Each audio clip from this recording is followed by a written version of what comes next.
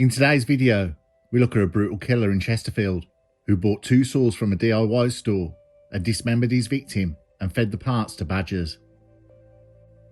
We look into the case, the lack of police action, a sick killer, and the police mistake that may have cost a man his life.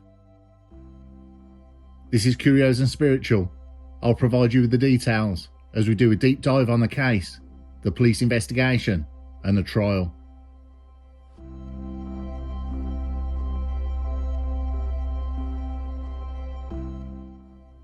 We go to Marsden Street, Chesterfield in Derbyshire, to a small terraced house, number 11.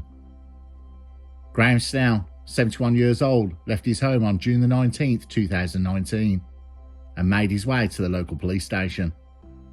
As he patiently waited seated, he was called up next. He told the police officer at the desk that a man previously had moved himself back into his property. 10 years ago, Daniel Walsh, the man who previously was a lodger at his house, had stolen money from him, £5,000, and was jailed in 2009. He had come back in 2014 and used violence against Graham Snell. For this, Daniel Walsh was given a community order. Daniel Walsh had tormented Graham Snell for over a decade. He told the officer, "I'm having a problem with a man who comes and stays at my house without being invited. I've just found out he's been taking money out my Halifax online account." He gave police Walsh's name and the date of birth and added, "Please, can I see an officer?" With history of violence against Graham Snell, something that is unbelievable, but sadly not at all shocking by police anymore, an appointment was made for an officer to visit Mr. Snell's home at 9:30 AM the following day. Not right now, the following day. But by then, Graham Snell would be dead. The next morning, police visited Graham Snell's address, but no one had answered the door. After a few minutes, police then left the address. Behind the door of the house, David Snell lay dead, killed by Daniel Walsh. Daniel Walsh was at the house when police called. He was high as a kite after going out several times to buy the white stuff, using the pensioner's bank card. Just over an hour after the police officer left the address, Walsh was seen on CCTV walking out the property and going to a DIY store, Wickes, where he bought 2 saws and rubble sacks. He wanted the saws to cut through the dead body of Mr. Snell, and the sacks to put the body parts in so he could carry them away to hide. Over a 2-day period, Walsh made repeated trips back to the DIY store, at one point buying an incinerator and more heavy-duty black rubble sacks to dispose of the evidence. Walsh cut up Graham Snell's body on the kitchen floor at the property. He also changed the passwords on his bank account so he could access his money easier. On June the 21st, he used the incinerator in the yard of Mr. Snell's home to burn the items he'd used to dismember the body. An angry neighbour took a photograph of the incinerator, releasing heavy smoke into her back garden. That night, having spent 2 days cutting up Mr. Snell's corpse, Daniel Walsh took a cab half a mile away from the house to Chesterfield railway station, where he caught a train to Sheffield. He took himself away from the horrors in that house and went to the Paradise massage parlour. Later that day, he came back from Chesterfield and went out on the town with 2 friends until the early hours. On June the 23rd, Walsh travelled to Birmingham and planned to go to the airport. En route, he tried to arrange an emergency passport. He failed in doing this and went back to the house. At the house was the body of Graham Snell, which by this time had been cut into 10 different pieces and placed in different rubble sacks. The next day, Daniel Walsh began to dispose of the body parts. On one occasion, he stuffed limbs into a bin at a flat complex where Daniel Walsh's brother lived. He then ordered a taxi to take him to the outskirts of town. Parts of Mr. Snell's body were taken to a field and limbs were stuffed into the holes of a badger set for the nocturnal animals to feed on. After disposing of all the body parts, Daniel Walsh celebrated by visiting casinos in Sheffield and arcades in Matlock, Bath, where he spent very considerable amounts of money. The money he had managed to obtain from Graham Snell's other accounts. He sold electrical items from the murder house and anything of value. Then he went to a local library to use their computer to access the pensioner's life savings.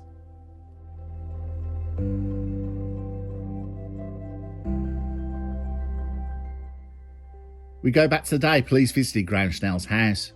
There was no answer when the constable went to the address on June the 20th. The officer was then deassigned from the incident. The job remained on a tasking list, but due to a systematic error, the constable's supervisor and the control room which assigned the officer both thought the other was dealing with it. This led to the incident being overlooked until it was randomly audited on June the 29th by a control room supervisor. It then took a further 26 hours to deploy officers, although the incident was graded as a priority following checks revealing Daniel Walsh's history. On June the 30th, 11 days after Graham Snell was last seen alive, the constable, who had originally been allocated, revisited Mr. Snell's home, hours after a neighbour reported concern over not seeing Graham Snell for more than a week. An arrest warrant for Daniel Walsh was issued. Daniel Walsh was arrested the same day. Police had searched Graham Snell's house. Officers found a knife, a machete, which had been burnt in the incinerator. It was missing a piece of the blade. Underneath the incinerator was plywood, where blood had dripped through from the sheet, and clothing that had been burnt. Daniel Walsh kept quiet at first, but realising he was facing a murder charge, started talking to the police. Walsh said he'd come home and discovered Graham Snell dead. Walsh said he was a bit out of it and high after having a toot. He thought police would think he did it, so he chopped him up and got rid of the body parts. He didn't kill him though. Police asked where the body parts were, and he drew the location of a badger set. This would prove a problem for police. Some parts were discovered straight away, still partially covered in the rubble sacks rammed down the badger holes. The Army's Royal Engineers were called in with their equipment to navigate the badger set, due to the badgers being a protected species, including the sets and tunnels built by them under the Act of 1992. 2 human legs were recovered from one hole and a human torso from another. With parts still missing for some reason, Walsh stopped talking. On CCTV, he's seen dumping a small bag in bins. This is believed to be the hands and the feet. But it took a further 6 months for Daniel Walsh to reveal the location of the head and the arms. These were drawn on a map by Walsh, which were buried not far from the badger set. The cause of Graham Snell's death remains unknown due to the damage to his corpse. But remember the burnt machete in the incinerator bin recovered that was missing a piece of the blade? A piece of that blade, this was found in the torso.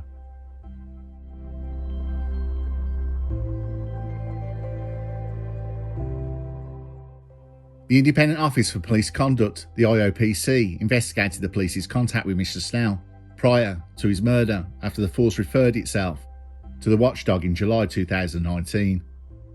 The probe found 2 officers who dealt with the case after Mr. Snell went to Chesterfield Police Station on the last day he was seen alive, the 19th of June 2019, to report Walsh did not record an offence. He had told them Walsh had been stealing from his bank account and staying at his home uninvited. They also did not carry out checks which would have shown Walsh was wanted for robbery and had a history of violence, including violence towards Mr. Snell.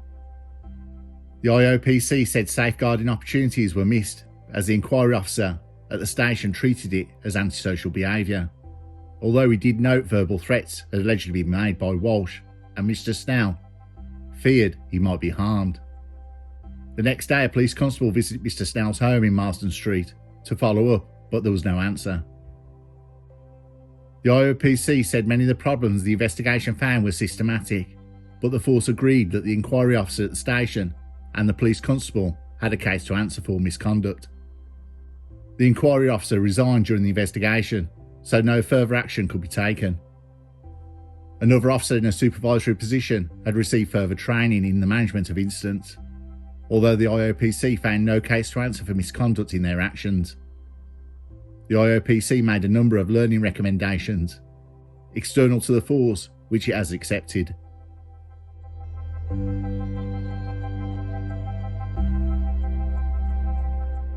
At Derby Crown Court, Judge Nermal Shant said it was gruesome and systematic attempt to dispose of the body, the remains of Graham Snell. The trial heard on the last day he was seen alive, Mr. Snell told police that Walsh had been stealing from his bank account. The cause of Mr. Snell's death remains unknown due to the damage to his corpse. The majority of his body parts were found in the summer of 2019, but his head and arms were discovered in February 2020, after Daniel Walsh marked their location on a map for officers.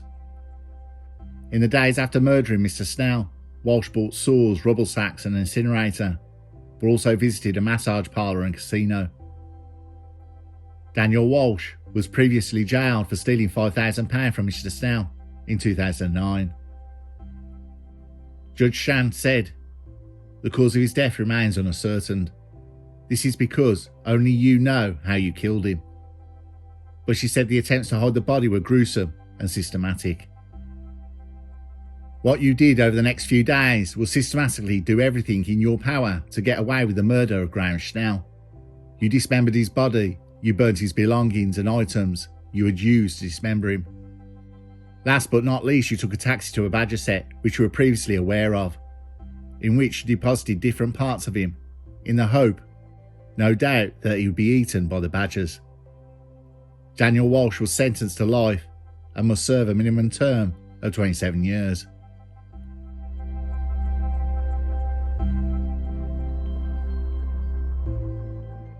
This one I find deeply upsetting, but also one I have great anger with. An old man's life had been blighted for 10 years by Daniel Walsh, an absolute parasite of a human being. Graham Schnell went to the cops, told police the man's name, but the police done nothing, and said they'll send an officer around the next day. By then, a 71-year-old Graham Schnell would be dead. This I find unforgivable. As usual, there was a police investigation, and the force was given learning recommendations. Truly awful. There's little respect now for the police. What I find annoying is there's no real law enforcement now in the UK. Daniel Walsh, 27 years in prison, is a decent sentence, but feeding the victim to the badgers is a new low. Though what Walsh did not know, badgers mainly feed on insects and hedgehogs. The rare times they're seen eating a cat, that cat would have met his end another way, not by the badger. We have a truly awful crime.